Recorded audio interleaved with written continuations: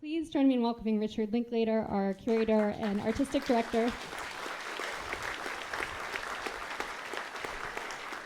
to welcome you. Thanks, Holly. Well, thank you guys for being here on a Sunday night.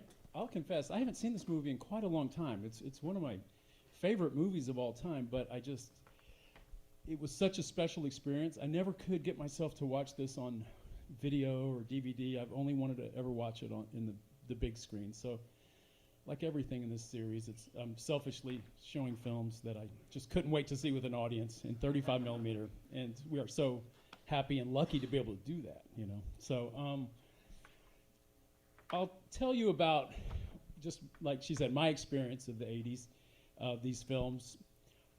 David Lynch, I think I saw Eraserhead as a senior in high school, and it really just changed my life in a big way, as far as the way I thought about film. And saw Elephant Man, I think when I was in college, and just was a huge Lynch fan. I think the film I anticipated the most of his, because it was just those years, was Dune, the film he did before this. So it had a multi-year build-up. There was so much written about it. It had a lot of hype. And I remember going to Dune, came out in '84. They just opened a theater in South Austin called the South Park, just the South Park, I think. I remember going there. The theater opened on the same day Dune opened. Went there the very first screening, and I liked Dune. I wasn't as disappointed as everyone else, because I was just I just liked it. But then I realized, no one else seemed to like it. It was a failure. And, everybody was going like, whatever happened to David Lynch, man? And so I don't remember having a big anticipation of Blue Velvet. It actually just sort of appeared, in my view. And I was really, watching everything at that time. So I had heard about it. Apparently he had gotten Dino De Laurentiis, the producer of Dune, to let him make this movie. And a big difference between the two movies, Lynch had Final Cut and a much lower budget. So he was able to really just do this film he had been thinking about for years and years. And so it's this very personal work. He wasn't really happy with Dune. I think he had lost control of that film in the Final Cut area. It wasn't what he wanted, and he was kind of, this was his recovery film from that. And what a recovery. And I don't want to say, too much about the film, but the time it came out, I will say it was probably the most, I'll never forget it. When Blue Velvet opened, I was in Houston that weekend. So Friday, the first screening, let's say noon, I went to see it at the Galleria in Houston. That theater. At the Galleria Mall, right there in West Houston. And I was sitting with about 6 other people in a big empty theater, but going, okay, I can't believe I'm watching this here, It was the most subversive feeling I ever felt in a theater watching a commercial movie, and it will always be that way. Because the 80s, let's admit it, for those who were there, they sucked, this was like the Reagan, this was '86, it was like the Reagan era had fully taken hold. The top films at the moment that everybody was so excited about were like Top Gun and Karate Kid 2, Crocodile Dundee. These were the big films of the moment. And so to watch Blue Velvet was just a total mind-blowing experience. So I won't say too much about the film, because it's kind of hard to describe, but it's the underbelly of that Reagan era. It's the beautiful little house, what is it, the shining town on the hill, or whatever Reagan used to say. It's the underbelly of that. It's what's going on underneath the surface. So the films both has this kind of wonderful 50s innocence in a way, even though it's modern, it's kind of retro, but it's also very, underneath that veneer, there's this kind of violence and crime and terror. I mean, the film kind of unrolls like a nightmare, like a dreamscape, like a lot of Lynch's best films. It sort of has to be taken in. And you could argue, we'll talk about it after, where you think the film really resides. Is it in Jeffrey's mind? Is it, all that. So it's this kind of beautiful, dreamy landscape that only Lynch can do. Opposites colliding everywhere. And how many of you have never seen it? Let's be proud of that. Okay, well, you guys are in for a hell of a treat. I'll say no more, and let's enjoy the show. We'll be up after to talk about it. All right. So we didn't give you a warning in the beginning, and I'm kind of glad we didn't. I think we're all grown-ups here, and we can dive into a great work of art without much warning about how difficult it is. But I'd love to hear your thoughts. There's obviously no welcome. There's no wrong way to watch this movie, and there's a lot of really fun ways to watch this movie. I think Freudians really love this movie for obvious reasons, so we can get into all of that. But how was it for you? I never really thought about it at the time, but yeah, people over the years have interpreted it a million ways. I never really thought, it never crossed my mind, but the Freudian, oh, he's the kid, Frank and Dorothy are the parents, and Well, Oedipal yeah, is right. And then the there's real the operative whole, word. like the double father thing, because there's this, Frank Booth is like this bad dad in many ways, this like real masculine, like the worst sides of masculinity, and sort of you could see that, and when Sandy's father, the policeman, comes back at the end, almost like we've killed the bad father. The bad dad. Any Freudians out there? Anyway. But there's lots of, so Pauline Kael, in her review of Blue Velvet, actually said that Lynch was going to be the populist surrealist, and that he was going to, she called him the Frank Capra of dream logic. That's pretty good. Yeah, that ear at the very beginning. You know, he says he never saw Un Chien Andalou. You know, I mean, I think Lynch, what you have to admire, just so much of his images just kind of come out. You can tell he doesn't filter it. He doesn't question it too much. He's not an intellectual. Lynch, if he were sitting here, the last thing he would want to talk about, or would be willing to talk about, of course, would be any deeper interpretation or even what he was thinking. I don't think he questions it. I think he has this open flow to these, images, and he puts it together in such a unique way. I think one of my favorite quotes by him is when he's talking about how when he goes to do Q&As after a film, and he goes, and forgive me for, I'm not going to do my Lynch voice, but he says, it's in the film. It's in there. It's all, why do you want me to explain it? It's all in there. It's in the movie. That's what the movie is. Yeah. And so I think that's DVD commentary track. No. Well, you can read his book, Catching the Big Fish. I don't know if any of you have ever read it. It's a lot about transcendental meditation. But, he's a mystic. He feels this unified. A lot of what Laura Dern says here about the Robbins, that's kind of him. People kind of laugh at that, but it's beautiful. That's how he kind of feels about the Robbins, and we're all, something. Well, there's that overriding love idea. That's sort of a theme in all the work, I think. It's this idea of love. I forgot what it's so funny seeing this again after all these years. Just how voyeuristic, how kind of crazy MacLachlan's Jeffrey is. Just so, it's like a twisted 50s. There was this subgenre of like teen, almost like a Nancy Drew, sleuth, teen sleuth, but it's gone some super perverted road. What he finds. But again, that's Lynch's probably 50s upbringing.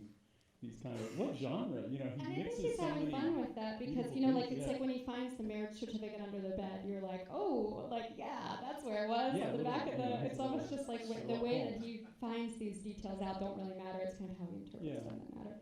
But the film it's not obscure. I mean, it does make its own sense. Van Gogh, the guy missing the ear. It's not, like a lot of films just make no sense. It has its own perfect kind of symmetrical dream logic. I guess the biggest one being visually, I guess the trip into the ear and then back out of his own ear. That's a fun one. The surrealist ear canal. Yeah. From beginning to end. The real movie is in the between the two ears.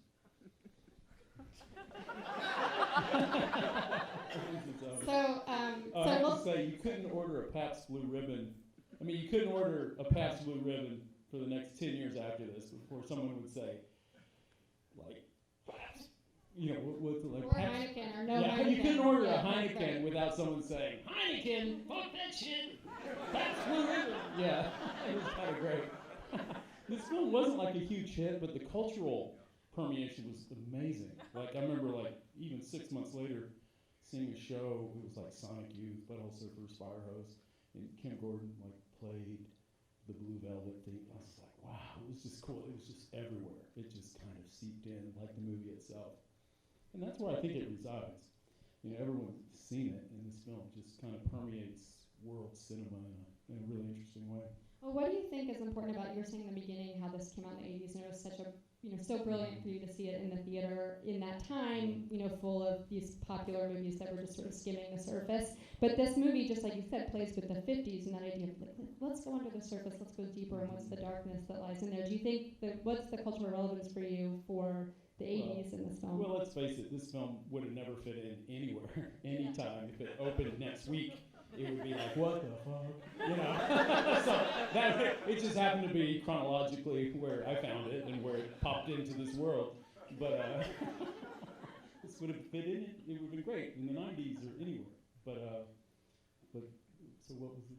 Well, I guess it was just like, in a way it seems to have that, just like you said, that commentary on a 50s childhood of there's things that people don't want to talk about or go into, and I think that having that come out in the 80s when it was kind of, it's like let it all hang out era is just an interesting time. Our culture was in the middle of this vast suppression. The 60s and 70s was obviously this big, extroverted time. The 80s was pushing everything back, and so it was, I don't know, felt like good timing to me.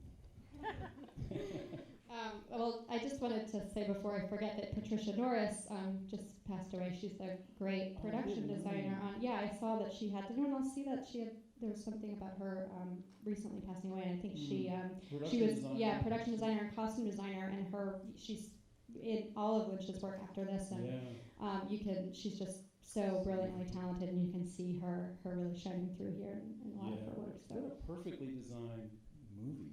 They weren't on a big budget here. It shows what you can really do just with a lot of prep and thought.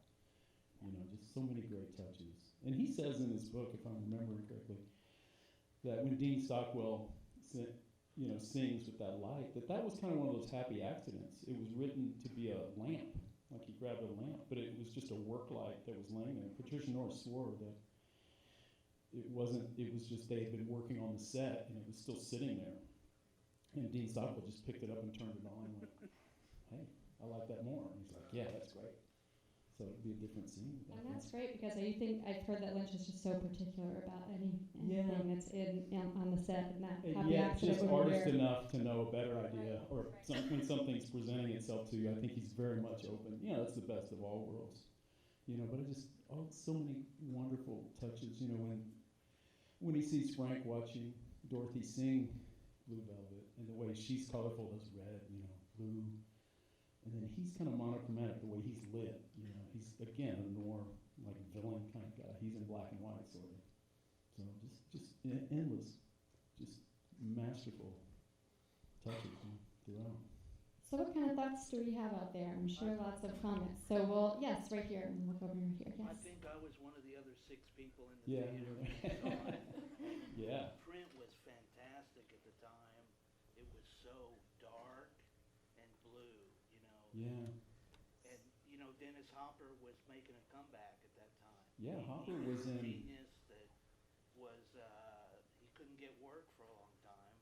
And Isabella was married to David Lynch at the time, I believe. I think they were starting to go out. Yeah, I think it was right before. So the comment was on, he also saw it in Houston, and the print was so beautiful and just very rich in color, and you were also saying that this was a comeback for Dennis Hopper. Comeback for Hopper.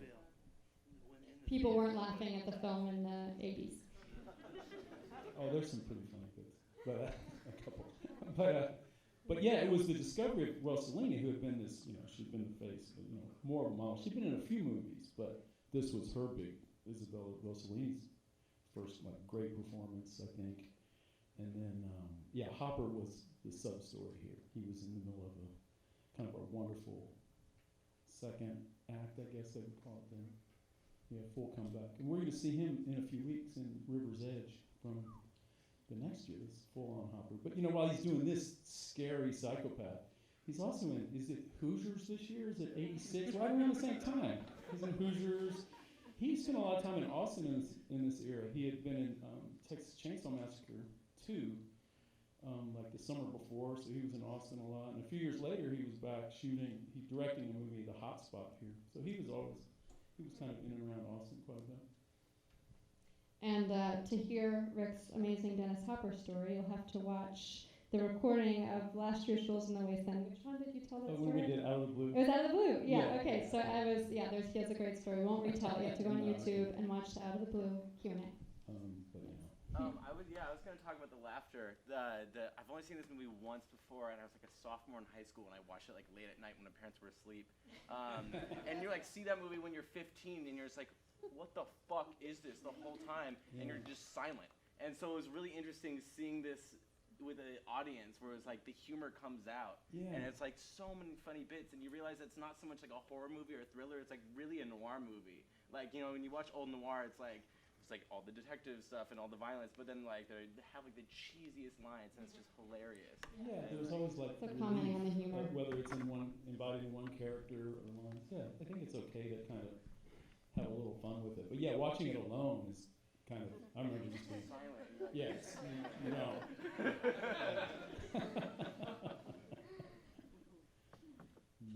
Are there others just that he was saying he watched in high school? Did other people watch this in high school and just go, what is this? Speaking of high school, Kyle and Laura, they're in a teen, it's like a teen movie. It is. You know, it's just a sweet little teen romance, you know.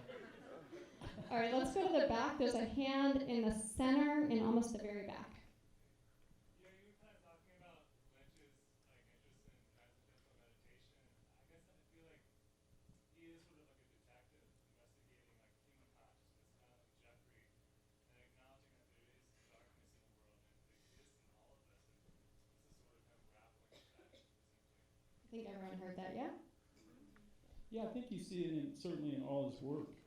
You know, if you go back to even his shorts, if you see the grandmother or something, there's always something a little scary and dark and kind of beautiful. You know, that's just you see it in all his work. And maybe that's his own, attraction to meditation. I mean, he feels it in the world and in himself. What do you? I was curious about because you have worked a lot with dreams in your films too, in a very different way, and sort of what. Can you talk a little bit about why you've done that, and maybe, I mean, I'm sure it's different for Lynch. Yeah. Hey, different dreams, different things to express out of them. I don't know. Dreams and cinema have always gone hand in hand. You know, they always theorize that's why cinema was so successful, just right out of the gate. You know, you didn't have to teach people how to watch movies. They just, the first movies they saw, they knew them. You know, people have been dreaming for 100,000 years. You know? So that's what movies kind of are. You know? So it goes so well. I don't think he ever has overt dream. You know, I'm trying to think of the entire Lynch. Does he ever do a Hitchcock or Buñuel? Twin Peaks. Yeah, okay. yeah. There's actual dreaming in Twin Peaks. I've always thought like the films themselves were these kind of dreamscapes, and often nightmarish. You know, Eraserhead is so beautiful, but Frank Booth to me has to be a nightmare. That's like, you know, that's he, and so there's so many allusions to that in the film too of him being your nightmare, and in the songs and everything. You might have completely forgotten, and someone has to tell me what this means. When Jack Nance, who's Eraserhead, he's part of the little gang with Brad Dourif. What his little posse, Frank's posse. Weirdest night out ever. Yeah, those guys, you know, and what a collection, Brad Dourif and Jack Nance. You know. But he's there at the end. He's in the backyard with the detective, with the dad.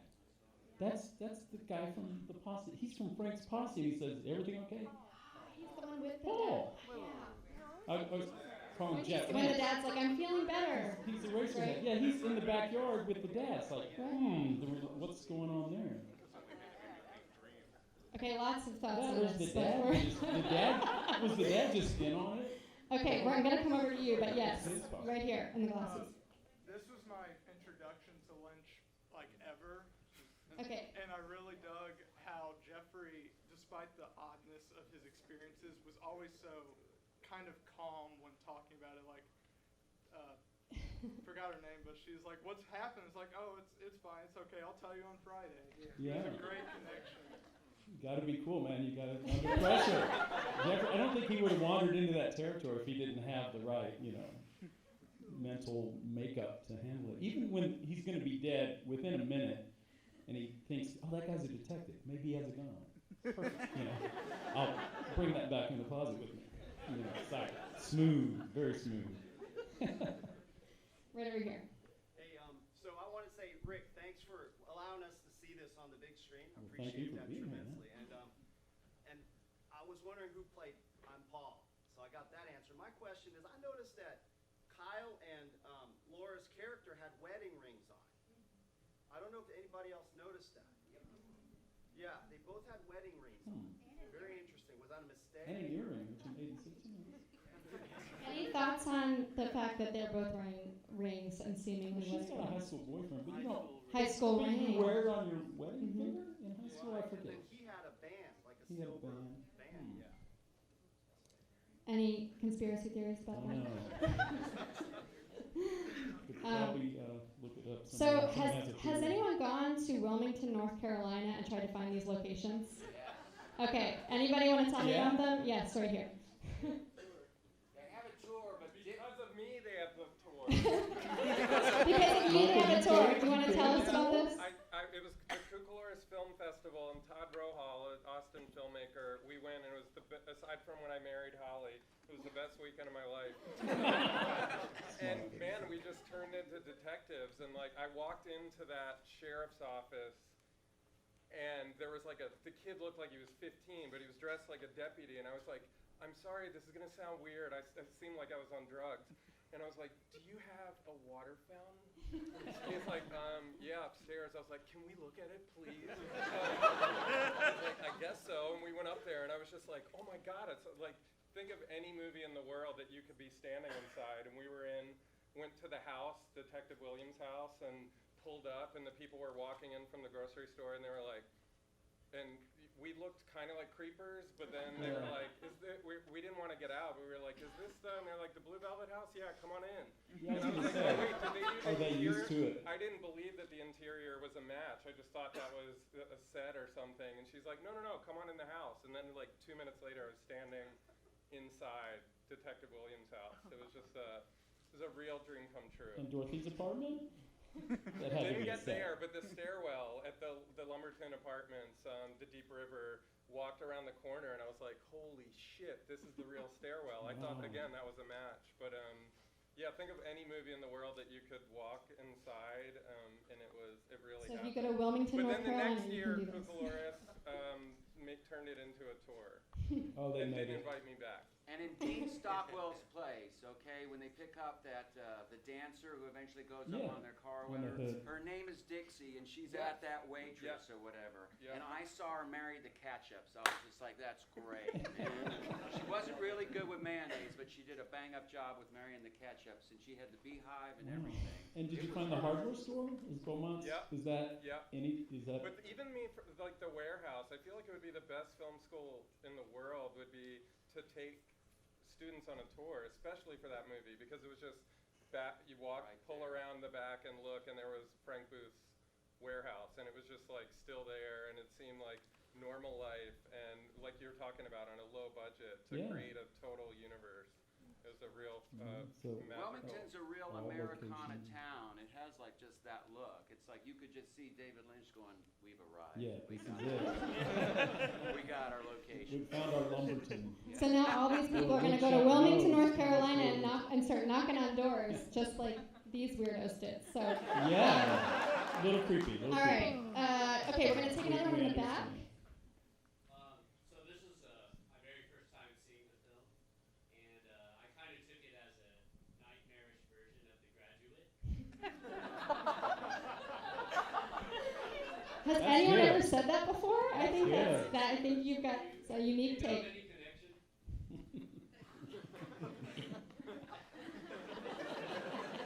my connection Anyone? to that fund. That's good. No, that's a good one though.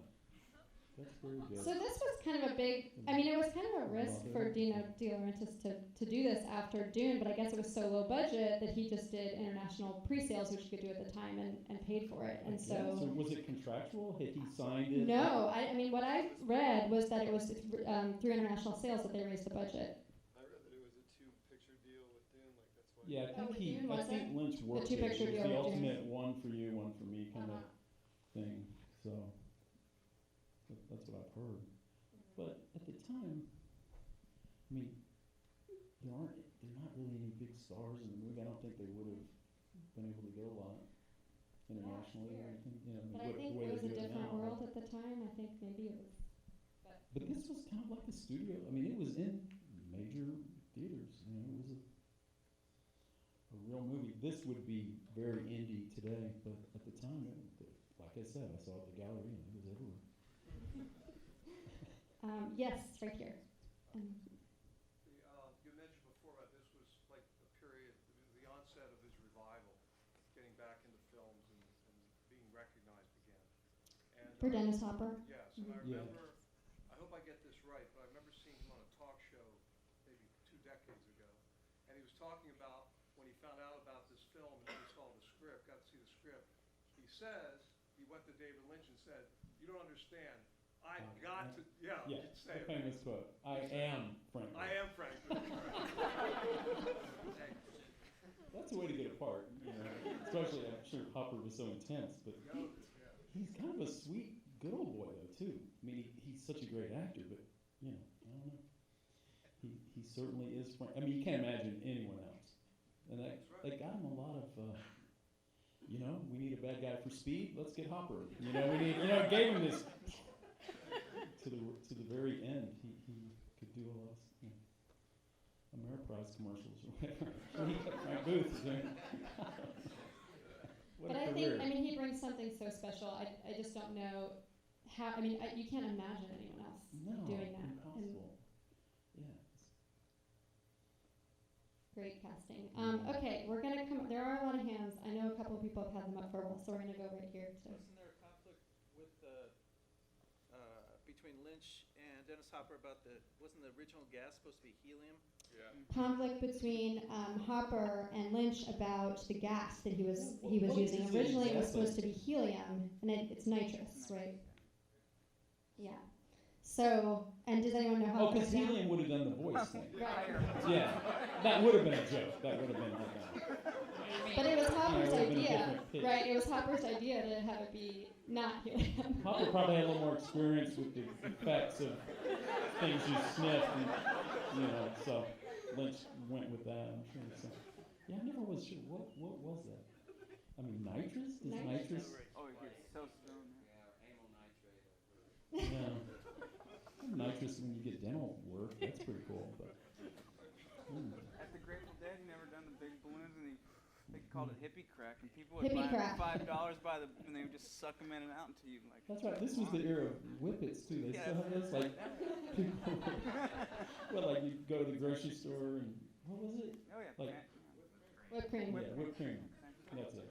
I swear I never did one. All right, yes, in the back, sir. I think it's really interesting how we do equate films with dreams. And I believe when he finished Eraserhead, he showed it to his family, and one of his aunts at the end said, "That's such a nightmare." And he said, "Exactly." That's what he was going for. Yeah. I believe it. I think many Love people have seen that Eraserhead. and thought that is a nightmare. Yeah. Yeah. But the carryover, I mean, this film is kind of, it feels like the beginning of a different era for Lynch because of the sort of creation of the world of the town that we then see in Twin Peaks, and so many parallels to Twin Peaks, and also the kind of similar language of What came up Mulholland next Drive. was Wild at Heart, Mhm. and Twin Peaks hit around the same time in '90, which was a 1-2 punch. I think he landed on the cover of Time magazine. It was Lynch everywhere that summer in particular.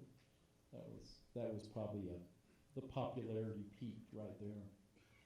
So it was kind of And amazing to see David Lynch on the cover of Time magazine. But that kind of hurt him too. In a typical pop culture, it was like, oh, now that everybody likes him, I don't know, is he that good? You know, that the typical backlashy kind of thing. It's funny, somebody was complaining the other day, oh, every time a movie is weird, it gets compared to David Lynch, and it kind of is true. People use it as a reference point a lot. I mean, I think that happens to many great directors. Anything that's kind of surreal, he sort of, from this point on, let's say from the 80s on, anything remotely surreal or is Lynchian. Sorry. Someone who was there first and will always do it better. You know, it's a hard, Although I think it's hard. For indie directors today to do, really complicated film language and get, people to take it seriously. And it's lucky that he was recognized as so brilliant early on. He's a fun storyteller. You know, it wasn't. I don't think the images come first. I mean, they might, but it's really he's got something to express through those characters. I think Jeffrey is him. You know, that's obviously some kind of alter ego. He used Kyle in Dune and here, and so that's some version of a younger version of him. I would be pretty sure. So. All right, let's get a couple more thoughts, and then we're gonna have to wrap up. There's one right over here. Just to give some props to the Freudian interpretation, in Sandy's bedroom there's a huge poster of Montgomery Clift. Yeah. He plays Sigmund Freud in John Huston's. There you go. Pointing out the. In John Huston's Freud, yeah. And that's another thing that the film is between two ears, like you mentioned. The very last word of the movie is tears, which is a pun on ears. Tears, ears. Within two. Yes. Did everybody enjoy the music? Did anyone want to talk about that? That's one of the great relationships all the way. And he's playing piano in the scene where she's singing. Yeah, that's his piano. Yes, so the composer, Angela Badalamenti, who had a long working relationship with Lynch, is in the club and is playing the piano in the background when Isabella Rossellini sings. One small detail I want to when they see Frank Booth and he's watching Dorothy sing and he's rubbing the velvet, but actually the further reveal is there's a Pabst Blue Ribbon. It's the whole setup to 10 minutes later he gives the punchline, and I've seen it 20 times. There's so much to notice, So he's pointing out he saw a Pabst Blue Ribbon can before the Pabst scene and had seen it 20 times and never saw that before. So yeah, the detail, it's amazing. And this is your first Lynch film? You got so much. Wow. What should he go watch next? Maybe jump all the way to jump to Inland Empire with Laura Dern. It's so great in that. I don't know if that has everyone who loves Blue Velvet so much also seen Inland Empire and all the others. I mean, they're all great. There's no not worthwhile David Lynch film. So see them all. I'm thinking of what's the right order. Maybe Eraserhead. And then, I don't know. You can't go wrong. You're in for a great trip. And can we talk about Wednesday? Sure. Yeah, let's talk about Wednesday. I think there was one more. Okay, yeah. Or did you have? Well, I was just going to make a comment because you guys brought up about the music. I've never seen it with people before. I've only seen it, on video or whatever. And thanks for bringing it. Actually, it was awesome. But I was surprised by some of the laughter. But yeah, I was really lifted up by it too. And I mean, I always thought parts of the movie were funny, but I noticed with the music. I mean, the music's really, for me, the film is, first of all, the color is so saturated. You know what I mean? But the music is so arresting. The soundtrack is amazing. But I noticed that some of the really funny parts that I thought were funny, people really weren't laughing. That music, it's like it just hooks you in, you know what I mean? And you're so engaged with it that you almost can't even emote at the film in those moments. I don't know if anyone else noticed that, but I noticed there was very little laughing when particularly when what's the girl who does the singing? She has the haunting voice. She does the song when Julie they Cruz. Yeah, her. You just kind of can't do anything during those moments. You know what I mean? So just a comment about how arresting the music is and how it kind of drains the humor out a little bit when the score is rising so heavily. And the sound design is so brilliant. Like all Lynch films, the sound design. Alan Splett is kind of the guy. Lynch is just a master of sound and music, and he apparently sits next to him, as they compose. Most composer, hey, give me your stuff, we'll put it up to picture, see if it works. He's sitting right there with him at the piano, kind of Lynch has put out some music too. But yeah, it is fun with an audience, and that's what's great about an audience. And yeah. Sometimes that's a tension lifter. The laughter is kind of nervous laughter. It's always fun to feel and study. So. And I think this movie really pushes you in a lot of weird places, and of course it's great to have the visceral response with the laughter and however else you're going to feel. Did anyone hate the movie who saw it for the first time? No hatred. That's good. It's okay though. It's a perfectly fine response. Well, in the day, people hated it because you just had no idea. Like no one here tonight had no idea what they were getting into, right? Maybe, but in 1986, somebody wandering into the Galleria maybe had no. You're more likely to find hate there through sheer, what the fuck ignorance. So. He wasn't the only critic who hated it, but there were some critics who loved it and praised it right away, and some who. Yeah, I was kind of disappointed that Ebert, and he never really came back around to it either. Yeah, he just kind of, because other films he would see again and come back around. I think he's such a great critic. He really is, and he always kind of had his finger on the pulse, but not his cup of tea. So we're going to talk about Wednesday night, which is another laugh riot coming up. And that little trailer. That's the extent of the hospital footage. That's the weirdest little thing. When Largent, everything in that trailer is the complete. He's in the hospital for about that long. It really has nothing of the story of Largent. It's really neat. I like that trailer a lot. It tells you nothing about the movie. It doesn't. Yeah. But yeah, please come. Again, it was Robert Bresson's. Turns out to be his last Final movie. film. It won the Cannes Film Festival that year. So if you want to see what was, international cinema, one of the big films of the year by an old master, and it's really kind of a perfect film. So if you want. And he's had a very big influence on your work. Or he was the first director. Well, the second in those days, the one that was probably the least seen, and we did some retrospectives in a short amount of time. Once the film side really got going, we showed 10% movies. That's the filmmaker I wanted to consume those films more than any other. After seeing Largent in '84, we started in '85, and then we started showing Bresson films. So was this the first Bresson film that you saw? Mm-hmm. Yeah. And then you went back and did the retrospective. Yeah. Yeah, and then this is long before video, so that nothing's available. That's kind of why the film study started, so we could see these films from, that just weren't available. So. And you guys were early adopters with that Bresson retrospective because it was recently. I think their last Bresson retrospective was in New York a couple of years ago. I'm sure they did one before that, but there was one recently.